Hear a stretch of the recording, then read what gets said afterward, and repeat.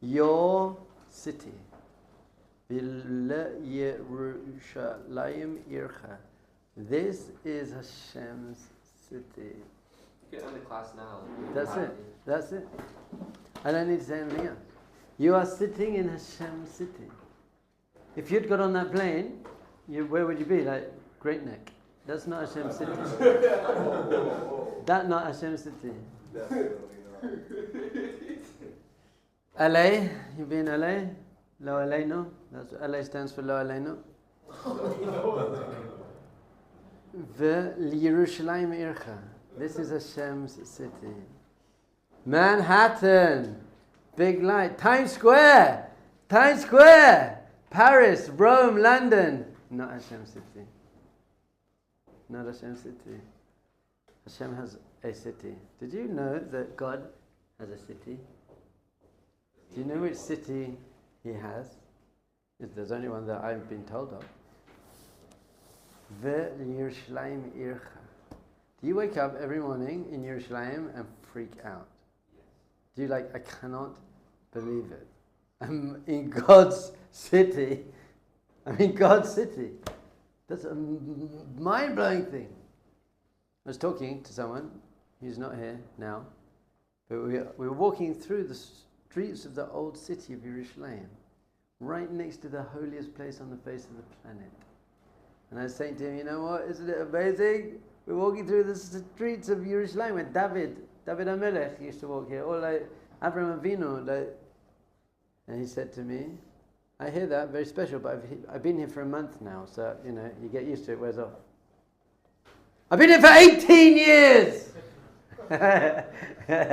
Doesn't it work every morning? I'm like, Yerushalayim ircha v'rachim tashu. Yerushalayim ircha, this is Hashem's city. It's an amazing thing. Hashem's city. I've told this story, I think I told it on Yom Yerushalayim. I'm just going to tell it very quickly. Even if there's one person who hasn't heard this, you must hear this. When I was dating my holy, sweet wife, she's from South Africa, I'm from London, and we met in Jerusalem. Do you know what Jerusalem is, by the way? It's Hashem's city. That's unbelievable, eh? So we met in Jerusalem and we were talking. After a while she started telling me about a tree in a park in South Africa, Emmarentia Park. She said, I have a tree, it's my tree. And my whole life, I used to go there. I had birthday parties there with my friends. When I was sad, I used to go to my tree. She's an artist. She goes, I used to paint under my tree. I used to meditate. And that was my tree in the park. And it was great. And then after we got married, we went to South Africa. And then she said, you know what? I want to show you my tree. Very special, no? She let me into this intimate place in her heart. And we walked through the park together and she goes, guess which one's my tree? And that's 15,000 trees. But I'm a prophet, so I got it. And then so we sat under a tree together. Do you know how special and intimate and sweet that is? So Hashem has his city, Yerushalayim, his city, and we're sitting in his city. We're sitting under my wife's tree in Emmarentia Park. We're sitting under Hashem's tree. This is where everything is. And do you know what happened in Yerushalayim? Do you know what happened 50 meters from where we are sitting right now? The creation of the universe. Did you know that? Our sages teach us that the Big Bang basically happened there. There's a rock, that's called the Dome of the Rock. Do you know why? Because it's a dome over a rock. There you go, Josh, brilliant. So that rock is the foundation stone of reality. 13.8 billion years ago, Hashem created the time-space continuum. This world that we're now living in from this spot, which means our sages say that this is the place that heaven and earth kiss. This is the place. Our sages teach us in the Gemara that all prayers, wherever they are, they come up through here. So if you're davening in wherever you're going to be davening, Seattle, so the prayers don't go up. They come first, they have to fly. And there's no flights at the moment. Or maybe they just opened up again. And the prayers go across the whole ocean. There is a source that says they have a mikveh in the Kinneret. And then it came on, because you can't come and speak to Hashem if you didn't have a mikveh. I hope no one davened Shachris this morning without going to the mikveh. Anyway, you don't have to, that was a joke, but you should. And then all of the prayers go up through here. This is the portal. Prayers can't go up straight from London. You can't speak to Hashem. Here's like a local call. It's a local call. Bam. It's a very, very, very powerful point. What else happened over there, 50 meters from here? The Akedah happened there. Akedah Yitzhak, which was an example of a human being who completely nullified himself. Complete self-nullification. Because it didn't make any sense to sacrifice your child. You've been waiting for 100 years for this child. You've been promised that you're going to have a great nation from this child. You've been teaching the whole world not to sacrifice their children. You love the child. You invest in the child's everything. It's the promised child. Everything's coming from that child. But then Hashem says, you have to sacrifice the child. He actually doesn't say you have to sacrifice the child. He says you have to bring the child up. We spoke about that in a previous class. But what he was saying really was, it's not about sacrificing the child, it's sacrificing yourself to just become a channel of godliness. So at that point, at the Akedah, who died at the Akedah? Wow. Avram died at the Akedah. Avram died at the Akedah. Didn't Avram die? No, that was before. Abraham as an independent human being died. It's called Mesiras Nefesh, to give up yourself. So now I'm just a machine. It's almost as if he had no free will at that point. I've given up my free will. It's a very, very, very high level. So that happened over there. What else happened over there? Jacob's ladder. Sulam Mutzav Artsa, Reisha Megil Shmaima. A ladder that was planted in the ground and its head went up to heavens. As we've said a few times, that means that Jewish spirituality is grounded in this world. Physicality and money and food, we're okay with those things in the right way. What else happened over there? Bet HaMikdash, 2 Bet HaMikdash. Who was the Bet HaMikdash for? Was it the Jewish temple? Was the Bet HaMikdash the Jewish temple? Hashem. Huh? Hashem's temple. It was Hashem's temple. Was it Hashem's temple for the Jewish people? Everyone. It's for all the nations, and it will be again soon, by the way. It's going to be Hashem's. This is it. This is everything. All of kedusha, all of holiness, all of spirituality comes from that spot over there. Ki mitzion teitzei Torah u'dvar Hashem Yerushalayim. Yerushalayim is the spiritual center of the universe. Is the heartbeat. The Maharal calls it really the heart. It's the heart of the universe. It's just giving it life, pumping blood, pumping God consciousness into it. And an amazing thing which we're going to have to understand once we read the bracha, sages teach us that the Shekhinah, the divine presence, the palpable revelation of godliness, departed from the world in 7 stages after the destruction of the temple. So it really means that the Shekhinah isn't resting upon us. God's divine, obviously Hashem is in every cell of existence, every part of everything, but the palpable revelation of godliness is not available. Apart from the sages say, the Shekhinah never left the Western Wall. And the Talmud says that the Western Wall will never be destroyed.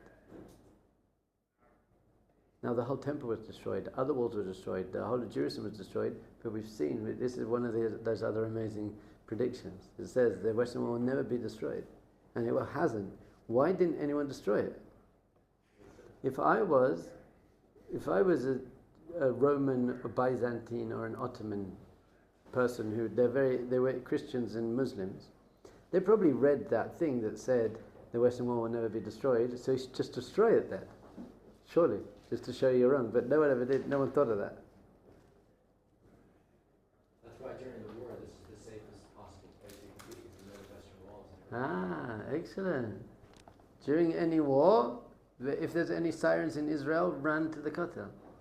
Just going to sit under it because it will never be destroyed. So you're okay. That's brilliant. So here we are, the Shekhinah. So what's this? Vil Yerushalayim ircha barachamim tashu. Hashem returned to Yerushalayim. What does this mean? That Hashem is not here. And if Hashem is not in Yerushalayim, He's not anywhere else. So that means that the Shekhinah, the divine presence, is in exile. It's not really around. Now we say it's hovering there. It's hovering. It's there, definitely at the kotel. But we're saying Hashem berachamim tashu. What does that mean? It means it could return in a horrible, horrible way. We want it to be in a compassionate way. And also compassion just means that's having God in the world, you're going to have a much more compassionate world. So it's saying, Hashem, please, it's basically please reveal your presence once again in your city. Imagine someone has a city but he's not there. So it's the Rosh Yeshiva's house. We all get invited to the Rosh Yeshiva's house. How excited would you be? And then you go, he's just not there. But there's a picture of him. So he's resting. There is like some... You can see a picture. You can tell that he was there once. But he's not there now. That's kind of how it is now. And also, it's not finished. There's a whole building up there that's not meant to be there. That's not okay. You're right. 2 buildings up there that's not meant to be there. V'tishkon patocha kasher dibata. This is one of my favorite lines in the whole of Judaism. And you should tishkon, shechina. It comes from the word shechina, which means to dwell. And we know that in the desert, the tabernacle was called the Mishkan. And it says that you should make me a mikdash, you should make me a holy place, v'shachanti betocham, and I will live amongst them. The simple meaning is that literally we're just going to walk around feeling godliness, which is very cool, by the way. At the moment you have 5 senses, sight, smell, taste, hearing and touch. When Mashiach comes, you're going to have a 6th sense. We're going to sense God. You're going to feel spirituality. By the way, you shouldn't wait till Mashiach comes. You should do that now. You should be meditating and doing mitzvahs, the kavanah, and speaking to Hashem all day. And then you can actually feel God's presence with you. What's the best thing, and easiest way to start literally walking with Hashem and feeling Hashem's presence in your life? Hashem, I know you're here.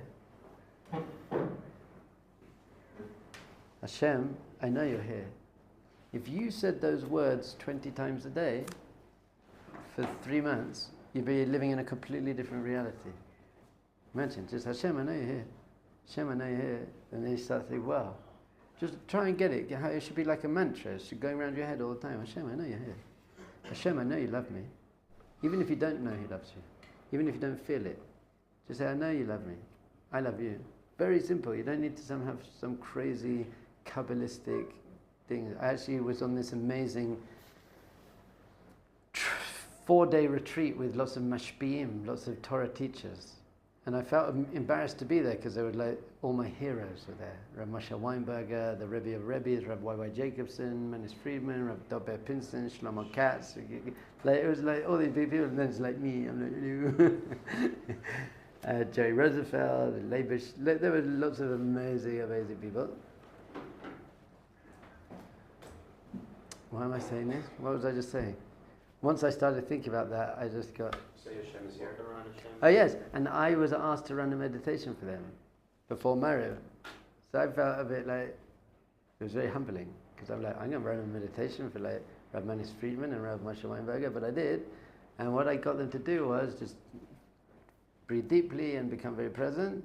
And then I said to them, and now just say, to get rid of Mario, just say, Hashem, I know you're here. And these are the people who know like the most amazing Torah. You hear any of them speaking. Joe Rosenfeld is like pulling down the upper worlds. Or like the Chachma, the Bechina of Das Elyon, in Chachma, in the Arizal and the Zohar. These are like the top Torah teachers in the world. And I'm like, just say, Hashem, I know you're here. And they loved it. They were like, whoa, you know what? Everything we're teaching you was just trying to get to there, right? They're very powerful. Hashem, I know you're here. Tishkon b'toyicha. So we want to feel Hashem is our neighbor. Shchuna means a neighborhood. Shochein is your neighbor. We just want to feel that Hashem is mamish, literally present in our life. Now watch this. Ka'asher dibata. These are my 2 favorite words in the Shemona Esrei. which tishkom b'tocha, and dwell in it, kasher dibata, like you said you would, man. So I'm not sure the source, but there is a source somewhere that says you should never demand anything of Hashem. Don't demand. Who are you to demand? You supplicate. And also barachimim means I don't deserve it. Barachimim tashuv means I don't even deserve it, but please do it. So we never demand apart from this. You're allowed to demand that he comes back to Yerushalayim. Kasher dibata, and those two words are like, you said you would, man. You said you would. You better do it, man. I'm demanding it. That's amazing. How often can you demand something from Hashem? 3 times a day. That's the answer. 3 times a day you can demand something from Hashem. Kasher dibata, no? You said you would. Do it. No? Where are you? Do you have a question? You were just stretching? That's also good. Uvenei ata b'karav b'yameinu, and build it soon in our days. Binyan olam, an eternal building. Why are we asking for an eternal building?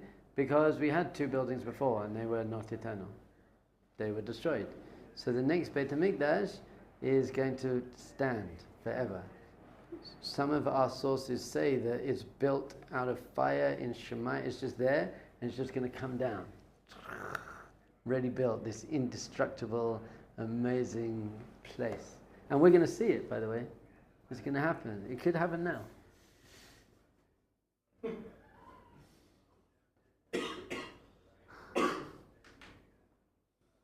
I hope it happens when I'm at work. I hope it happens while I'm on the roof, taking a group around the room.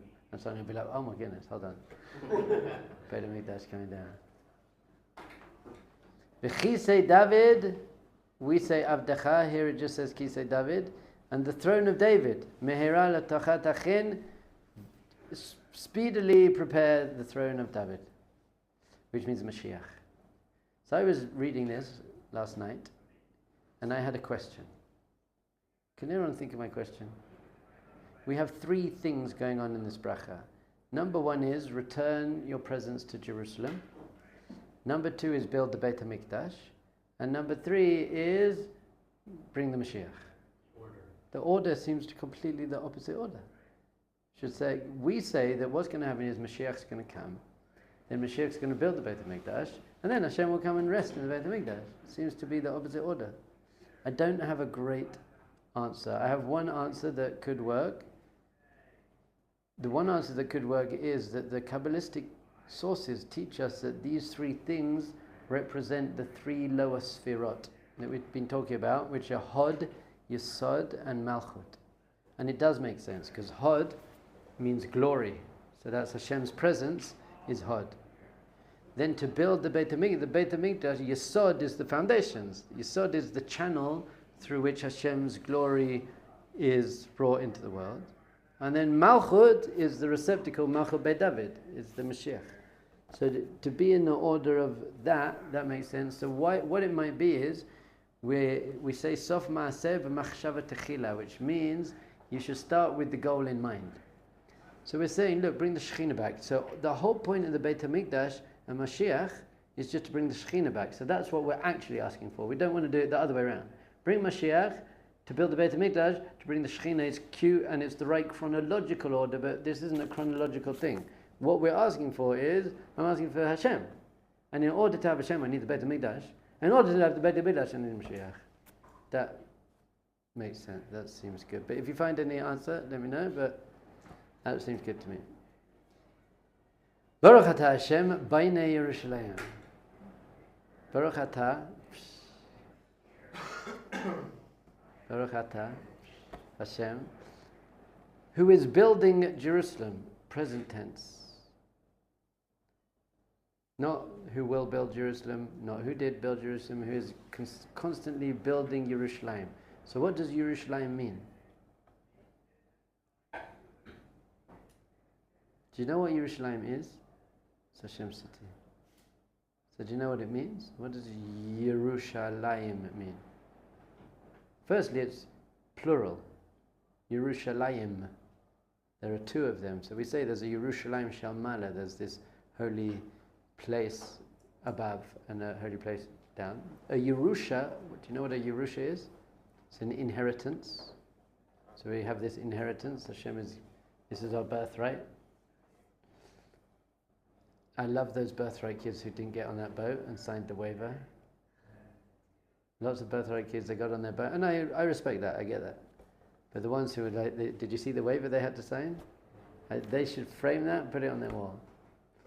The waiver is, because birthright said, look, we've got to leave because we're in a war zone, but if you want to stay, you can stay, but you have to sign a waiver. We are now off the trip, take no responsibility for you, you're on your own, you're nothing, and you have to sign outside. You should be so proud of that. Like, yes, I'm staying. I'm not going to. So, Yira, Yerushalayim comes from two words. Yira, Shalem. What does a Yira mean? Awe. Wonder, excited wonder. Whoa! This is what Yira is. Wow. And Shalem means complete. So it's a place of complete awe. Just like, whoa. Whoa. And can you imagine when the Beit HaMikdash does come, and when we see it coming down in some flamey, crazy thing, there, 50 meters away, you're just going to be like, whoa. Yerushalayim. There's other meanings, like Ro'eh Shalom, which means to see peace, which is a funny name for the most fought over place on the face of the planet. But that is the purpose. We want to see peace. We want to see everyone coming together. So this is what we're davening for. We're basically this bracha, and just a little bit, and this goes for all of your davening and all of your Torah learning. If there is a song that you know to those words, you have to sing it. Really. Not out loud, but when you come to this, don't be like Vele Yerushalayim. You've got to be like Vele Yerushalayim. Not loud. You've got to be singing, you've got to be alive. The whole of Torah is a song. So when I'm learning the Gemara, not enough at the moment, anything I see that is from Hallel or something, I'm breaking into song at that point. Because these are our words. The Torah is music. The universe is God's symphony. So we've got to be living in it. But Yerushalayim is Hashem's city, Baruch Hashem, and we get to merit to be here.